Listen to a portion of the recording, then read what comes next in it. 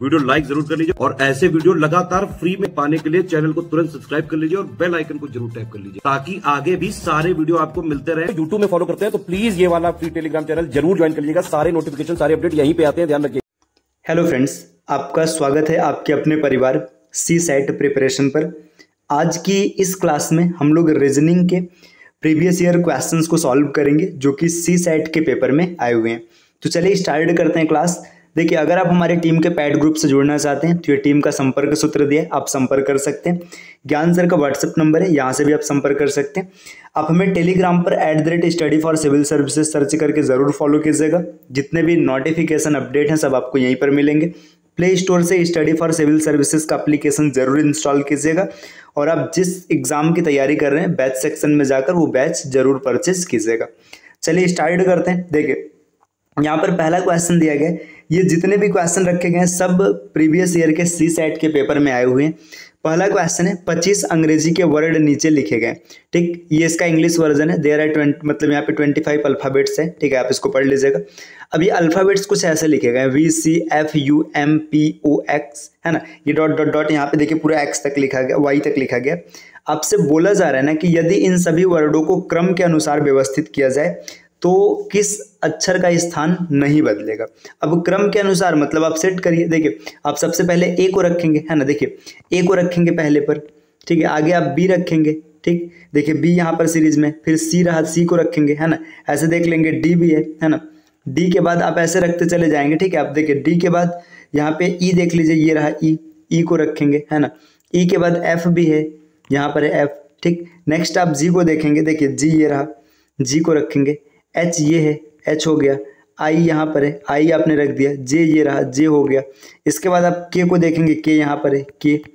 L की बात करेंगे, एल ये रहा, है ना, एल। फिर एम देखो ये है, आप एम को रखेंगे। एन आपको कहाँ दिख रहा है सीरीज में, एन की बात करेंगे, एन ये रहा, एन। ओ की बात करेंगे, देखिए ओ ये है ना, ओ। आप पी की बात करेंगे, आपको सीरीज में पी ये दिख रहा है, पी। क्यू यहाँ पर है, क्यू। आर की बात करेंगे, आर। देखिए आर सीरीज में नहीं है तो अब आगे आर नहीं है तो यस, टी, यू, भी, डब्ल्यू, एक्स, वाई, जेड, है ना। यहाँ पे आप देखेंगे तो इस सीरीज में एक बार देख लीजिएगा कहीं कुछ मिसिंग तो नहीं हो रहा है। डब्ल्यू, है ना, सीरीज में आर हम लोगों ने मिस किया है कि आर नहीं है, देख लेते हैं, है ना। ठीक है, इस सीरीज में आर नहीं है। देखिए जब यहाँ पे आर नहीं है तो आपने सबको सीरीज से रख लिया, है ना। अब जब आपने सबको सीरीज से रखा है तो यहाँ पे देखिए ये इसका स्थान चेंज हो गया, इसका भी हो गया, इसका भी हो गया, इसका भी हो गया, इधर ये भी बदल गया, यह भी आ गया, ये भी अपना स्थान चेंज कर रहे हैं। आप ऐसे देखिए ना, सब स्थान चेंज करते जा रहे हैं, है ना, सबका स्थान बदल जा रहा है। लास्ट में देखिए डब्ल्यू ऐसा है ना जो अपने स्थान पर आ रहा है, डब्ल्यू का स्थान नहीं चेंज हुआ तो इसका बिल्कुल सही आंसर हो जाएगा ऑप्शन नंबर बी। देखिए इस प्रकार के क्वेश्चन जब भी आएंगे इसका सॉल्यूशन थोड़ा सा लेंदी होगा, आपको धैर्य के साथ इसे चेक करना पड़ेगा। इसमें कोई शॉर्टकट, कोई ट्रिक, कोई लॉजिक नहीं है। आप जितनी जल्दी चीज़ों को चेक कर पाएंगे उतनी आसानी से आपका आंसर निकल आएगा। चलिए आते हैं अपने दूसरे प्रश्न पर। देखिए क्वेश्चन नंबर दूसरा ये रहा, ठीक।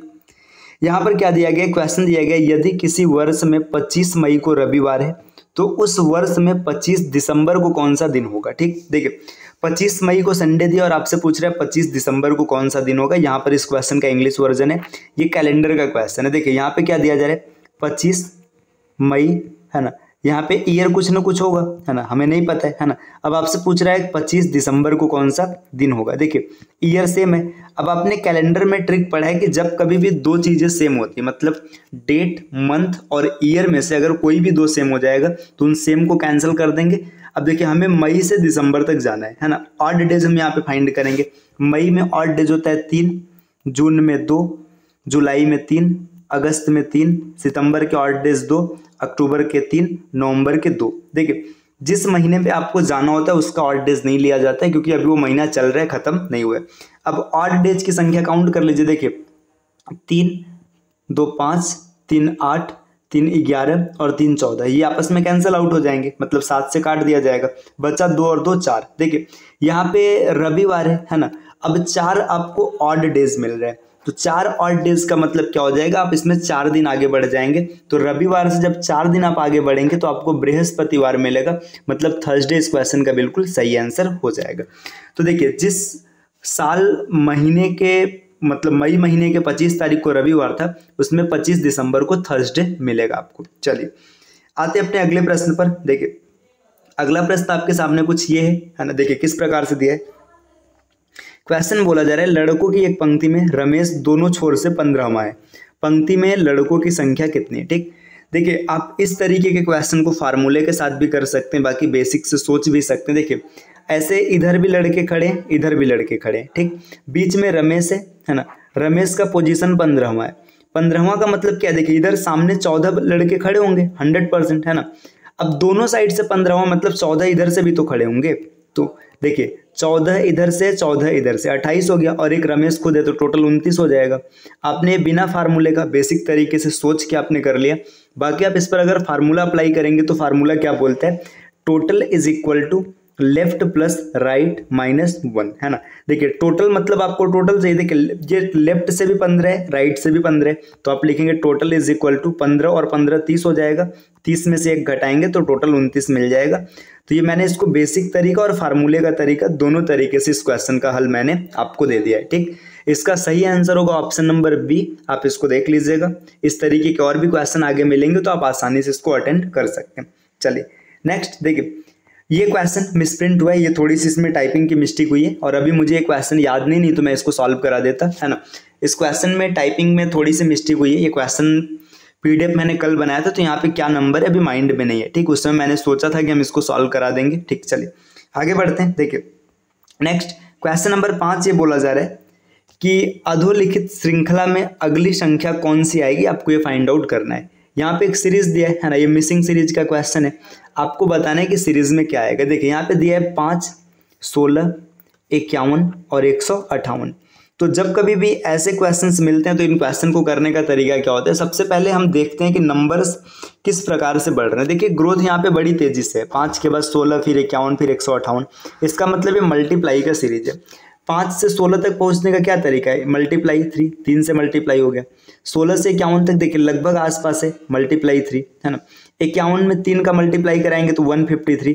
तो ये चीज़ तो आपको पता चल रहा है यहाँ पे कि मल्टीप्लाई 3 का सीरीज चल रहा है। ठीक, 3 से गुणा हो गया। अब देखिए 3 से गुणा करने के बाद 5 से 15, इसमें +1 किया गया है ना। 16 या 48 + 3 किया गया। 51 या 153 + 5 किया गया। तो आपको सीक्वेंस समझ में आ गया, गुणे 3 + 1 गुणे 3 + 3 गुणे 3 + 5, मतलब मल्टीप्लाई तो 3 से ही किया जाएगा। अब नंबर फिर से आगे बढ़ेगा, 5 3 और कितना, 5 और 2 कितना हो जाएगा, 7 हो जाएगा। तो ये सीक्वेंस यहाँ पे चलेगा। तो 158 में 3 से मल्टीप्लाई करेंगे तो आपको मिल जाएगा, देखिए 450 और 8 × 24 आपको मिलेगा 474 है ना, 474। इसमें आप 7 को ऐड करेंगे तो 474 में 7 को जब ऐड करेंगे तो 81 है ना। 481 इस क्वेश्चन का बिल्कुल सही आंसर हो जाएगा, ऑप्शन नंबर डी है ना। तो आपने इस क्वेश्चन को आसानी से कैलकुलेट कर लिया होगा, आपको कोई विशेष दिक्कत नहीं आया होगा है ना। इसमें देख लीजिए क्या चल रहा है, एक बार फिर से मैं एक्सप्लेन कर देता हूँ। देखिए आप यहाँ पे देख रहे हैं 5 × 15 अप्रॉक्सीमेट 3 गुना है, प्लस में 1 जुड़ा है ना। 16 या 48 यहाँ पे 3 गुना है, प्लस में 3 जुड़ा है ना। 51 या 153 गुणे 3 और प्लस में 5 है। तो इस तरीके से आगे हो जाएगा × 3 और +7, और आप इसको सॉल्व कर लेंगे, आंसर ऑप्शन डी बन जाएगा। चलिए नेक्स्ट अगले प्रश्न पर आते हैं, क्वेश्चन नंबर 6। क्वेश्चन नंबर 6 क्या बोल रहे हैं, देखिए क्वेश्चन नंबर 6 पर यहाँ पे डेटा दिया गया है 1 जनवरी 1995 को रविवार था, तो 1 जनवरी 1996 को कौन सा दिन था। मतलब देखो साधारण सा क्वेश्चन है, यहाँ पे एक बेसिक प्रॉपर्टी का यूज किया गया। देखिए बेसिक प्रॉपर्टी क्या होती है कि कैलेंडर का, कभी भी आप कैलेंडर की बात करेंगे, अगर कैलेंडर में नॉर्मल ईयर की बात करेंगे, नॉर्मल ईयर, तो उसका फर्स्ट और लास्ट डे हमेशा सेम रहता है। फर्स्ट और लास्ट हमेशा क्या होता है, सेम रहता है। अगर लीप ईयर की बात करेंगे तो जो लास्ट डे होता है ये फर्स्ट से एक आगे होता है। लास्ट क्या होता है, फर्स्ट से हमेशा एक आगे होता है। जैसे अगर नॉर्मल ईयर है ना, 1 जनवरी को सोमवार था तो 31 दिसंबर को भी सोमवार होगा।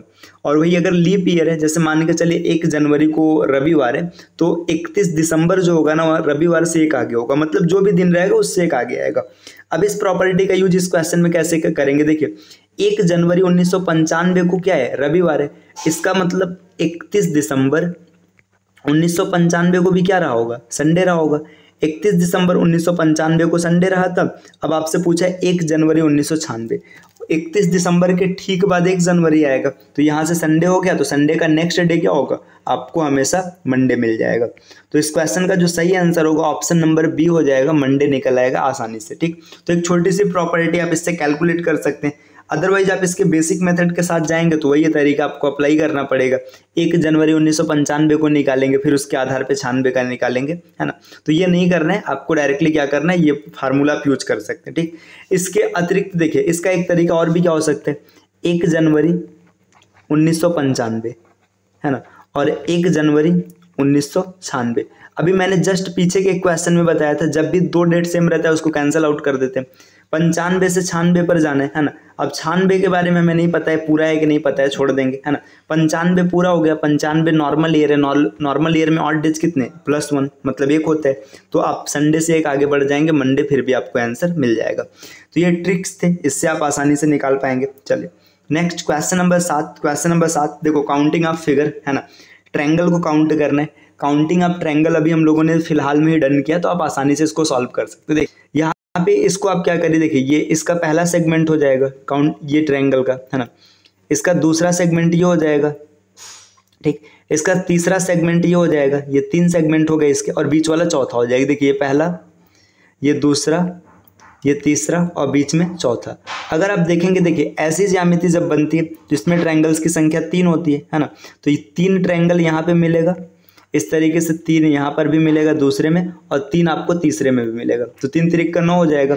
और इस प्रकार की जब ज्यामिति बनती है तो इसमें ट्रायंगल्स की कुल संख्या कितनी होती है, 5 होती है। तो देखिए 3, 3, 6, 3, 9 और 3, 9 और 5, 14, और एक ये जो बड़ा वाला ट्रायंगल है ना। मैं एक बार कलर चेंज करके आपको दिखा देता हूँ, कलर का यूज करके। देखिए पहला इसमें ये हो जाएगा, पहला सेटलमेंट, है ना, दूसरा सेटलमेंट ये रहेगा, है ना, और तीसरा सेटलमेंट ये रहेगा। आपको ये 3 दिख रहा है ना। अब चलिए थोड़ा सा कलर चेंज करते हैं ताकि आपको और अच्छे से दिखे। देखिए ये चौथा सेगमेंट ना इसका ये बनेगा, ये जो ब्लू कलर से चल रहा है, ये अंदर वाला ट्रायंगल, है ना।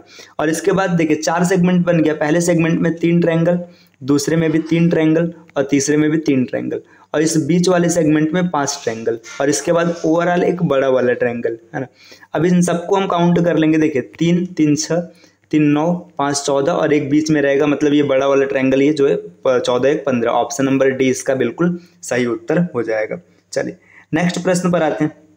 देखिए अगला क्वेश्चन क्या दिया है, ये भी एक तरीके से सीरीज का क्वेश्चन है। दिया है निम्नलिखित में कितने ऐसे 4 हैं जिनके पहले 7 है लेकिन बाद में 3 नहीं है। देखिए इसमें भी कोई ट्रिक, कोई लॉजिक नहीं है, आपको नंबर को देखना है। जितनी आसानी से, जितना तेज आप देख पाएंगे उतना तेज आप इन प्रश्नों को हल कर पाएंगे। इसके अतिरिक्त इसका कोई सॉल्ड कट, कोई ट्रिक नहीं है। देखिए निम्नलिखित में कितने ऐसे 4 हैं जिनके पहले 7 है। देखिए 4 है, 4 के पहले आपको 7 चाहिए, ठीक है, लेकिन बाद में 3 नहीं। अब इसके पीछे ना 3 नहीं आना चाहिए, 3 छोड़ के चाहे जो है। तो देखिए 74 कहाँ का है, देखिए यहाँ पे एक पेयर मिला, देखिए 74, इसके बाद 3 नहीं है। देखिए दूसरा पेयर यहाँ पर मिला, ठीक, तीसरा पेयर देखिए यहाँ पर मिल गया, 3 हो गया। चौथा पेयर देखिए यहाँ पे 74 है लेकिन इसके बाद में 3 है, तो हम लोग इसको काउंट नहीं करेंगे। ठीक, आगे देखिए 74 और 6 यहाँ पे देखिए, तो यहाँ पे आपको एक पेयर ये मिला, दूसरा ये मिला, तीसरा ये मिला, चौथा ये मिला। तो इसमें टोटल 4 पेयर्स ऐसे हैं जिनमें ये स्थिति फॉलो हो रही है जो क्वेश्चन में बोला गया। ऑप्शन नंबर ए इसका बिल्कुल सही उत्तर हो जाएगा। चलिए अगले प्रश्न पर आते हैं। क्वेश्चन नंबर नेक्स्ट, है ना। क्वेश्चन नंबर नेक्स्ट क्या लिखा गया, क्वेश्चन नंबर नेक्स्ट ये कोडिंग का एक क्वेश्चन दिख रहा है। एक गुप्त कोड संदेश में होटल को 300 लिखा जाता है, तो उसमें हॉस्टल का कोड क्या होगा। देखिए क्वेश्चन को ट्राई करते हैं। देखिए होटल है ना, HOTEL, है ना। देखिए यहाँ से 300 लिखा गया, क्या तरीका हो सकता है सोचिएगा। सबसे पहले हम लोग प्लेस वैल्यू के साथ जाते हैं। अगर होटल की बात करेंगे तो H की प्लेस वैल्यू 8 होती है, O की 15 होती है, T की 20 होती है, E की 5 होती है, और L की 12 होती है। ठीक, यहाँ से क्या तरीका दिख सकता है। देखिए अब देखिए 15 और 20 35, और 5 40, 40 और 8 48, और 12 60, है ना। यहाँ से 60 बन रहा है, लेकिन 60 का मान कितना दे रखा है, 300 दे रखा है, मतलब इंटू 5 किया गया है ना। चलिए ठीक, अब आगे आते हैं। देखिए इसी तरीके से हॉस्टल को देखते हैं। देखिए हॉस्टल, अब यहाँ पे HOSTEL, है ना, लिखेंगे हम लोग। देखिए H की वैल्यू 8 है, O की 15 है, S का 19 होता है, T का 20 है, ई का 5 है और एल का 12 है। ठीक, देखिए ये 5 हमको कहाँ से मिला था समझिएगा, इसमें 1 2 3 4 5 अक्षर थे तो आपने 5 लिखा था। अब हॉस्टल में 6 अक्षर है। अब देखिए ये आपका 60 तो ये सब मिलके बना ही लेगा और 19 एक्स्ट्रा आएगा, तो 60 में 19 जोड़ेंगे 79, और यहाँ पे इंटू कितना करना है, आपने पीछे 5 किया था तो यहाँ पे 6 हो जाएगा। 6 से मल्टीप्लाई कराएंगे, 9 6 का 54 होता है ना। अब इसके बाद यहाँ पे देखिए 7 9 और 7 6 का 42, 420 है ना। इन सबको ऐड करेंगे तो आपको मिल जाएगा 474। क्वेश्चन का आंसर हो जाएगा ऑप्शन नंबर ए, है ना। बाकी आप यूनिट डिजिट के साथ जाते हो तो आपका सी और डी पहले ही कैंसिल हो जाता। चलिए आते हैं अगले प्रश्न पर, क्वेश्चन नंबर 10 पर। देखिए क्वेश्चन नंबर 10 क्या दिया है, क्वेश्चन 10 में ये बोला जा रहा है, कमला का परिचय देते हुए महेश ने कहा इसके पिता के एकमात्र पुत्र हैं। ठीक है, मतलब जो कमला है ना, कमला का परिचय देते हुए महेश क्या बोला जा रहा है, इसके पिता के एकमात्र पुत्र हैं। महेश कमला से किस प्रकार संबंधित है, इसमें थोड़ी सी चलिए इंग्लिश को देखते। देखिए इंट्रोड्यूसिंग कमला, महेश सेड हर फादर, मतलब उसके पिताजी, is the only son of my father. मतलब देखिए यहाँ पे बात क्या बोला जा रहा है ना, कि जो महेश बोल रहा है कि कमला के जो पिताजी है, मतलब जो कमला है ना, कमला के जो फादर हैं, is only son of my father. ठीक है, देखिए ये जो कमला के पिताजी है ना, ये ओनली सन है, मतलब इकलौते सन है। किसके सन है, मतलब ये जो इसका फादर है, किसका, महेश का, है ना। तो यहाँ पे महेश का फादर आ गया। ठीक, तो देखिए ये महेश का फादर है ना, महेश का फादर है, मतलब ये नीचे वाला कौन होगा, महेश होगा। अब ये महेश है तो महेश के एक जनरेशन नीचे कौन आ रहा है, कमला आ रहा है, तो कमला इसका बेटा हो जाएगा। ऑप्शन नंबर डी इसका बिल्कुल सही आंसर होगा। देखिए जब भी ब्लड रिलेशन के क्वेश्चंस मिलेंगे तो इसका सीधा सा तरीका ये है कि आपको क्वेश्चन को छोटे छोटे सेगमेंट्स में तोड़ के सॉल्व करना है, ताकि आप आसानी से क्वेश्चन को समझ पाएं। चलिए अगले प्रश्न पर आते हैं। देखिए अगला प्रश्न क्या है, अगला प्रश्न है, किसी कक्षा में मोहन योग्यता में शीर्ष से 15वें स्थान पर है तथा नीचे से 50वें स्थान पर है, उस कक्षा में कुल कितने छात्र हैं। देखिए अब यहाँ पे ये क्वेश्चन ना फार्मूले के साथ करना आसान होगा। आपसे पूछा जा रहा है टोटल, तो total is equal to left plus right -1, ये फार्मूला होता है। आप लगा लेंगे, total is equal to left से 15वें पर, राइट से 50वें पर, है ना, -1, तो आपको मिल जाएगा टोटल इज इक्वल टू 50 और 15 65, 65 में से 1 घटाएंगे तो आपको मिलेगा टोटल 64, है ना। तो 64 स्टूडेंट्स हो जाएंगे वहाँ पे टोटल।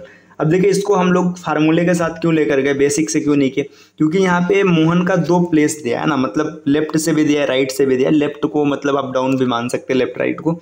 तो अब यहाँ पे ये पता ही नहीं चल रहा है कि अगर हम एक साइड से देखने जाए तो उसके बारे में कोई डेटा, कोई अंदाजा नहीं लग रहा है, न तो ये पता चल रहा है कि बीच में कितने लोग हैं। तो इसलिए हम लोग ये फार्मूले के साथ करेंगे तो आसानी से आंसर मिल जाएगा। चलिए नेक्स्ट अगले प्रश्न पर आते हैं। अगला क्वेश्चन दिया 6 11 18 38 66, है ना। इसमें लुप्त पद आपको निकालने हैं। ठीक, 6 5 11, 11 7 18, 18 20। ये क्वेश्चन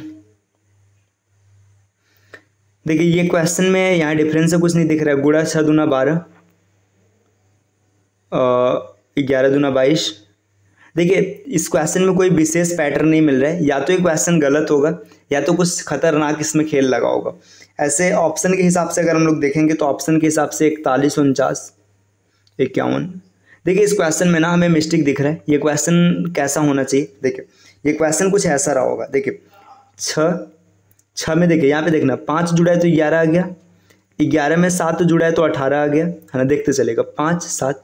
अब यहाँ पे 9 जुड़ेगा तो 27 आ जाएगा, 27 में 11 जुड़ेगा तो 36 आ जाएगा। ठीक, 36 में 13 जुड़ेगा तो 49 आ जाएगा, और 49 में 13 के बाद 15 जुड़ेगा तो 15 जुड़ेगा तो यहाँ पे आएगा 49 50 64 आ जाएगा। ठीक, यहाँ पे 66 दिया। देखिए 5 7 9,